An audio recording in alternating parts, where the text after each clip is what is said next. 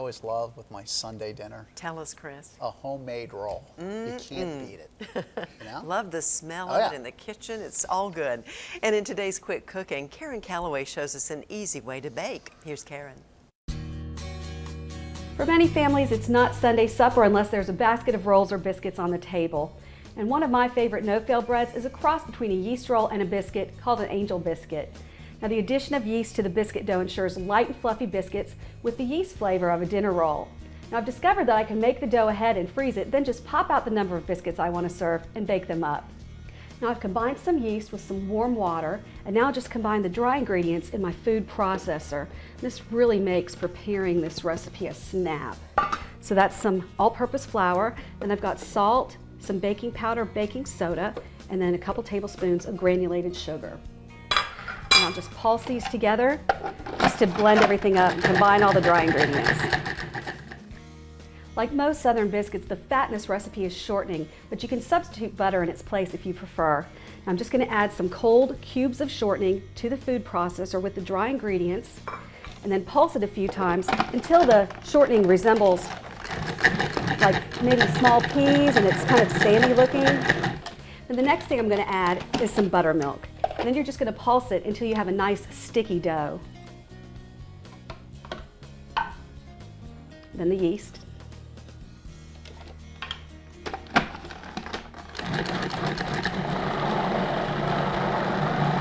Now I've liberally floured my cutting board, and I'm just going to pat it out till it's about 3/4 of an inch thick.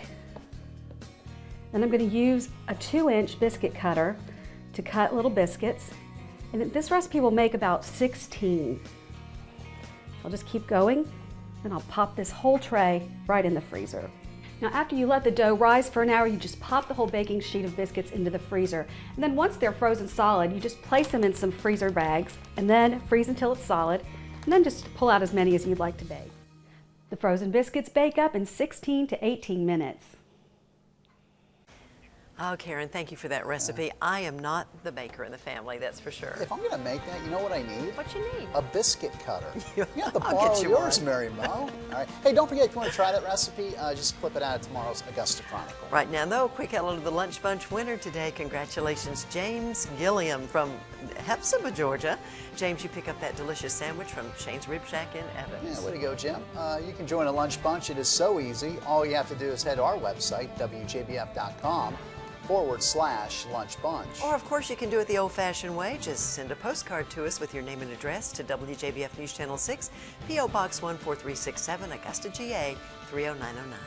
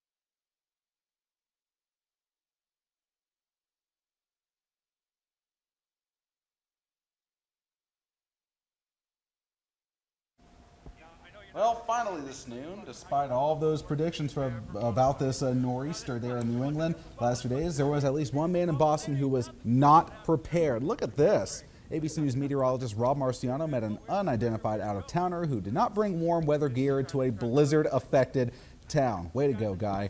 The man spoke with Marciano en route to the office he was hoping would be open despite the storm.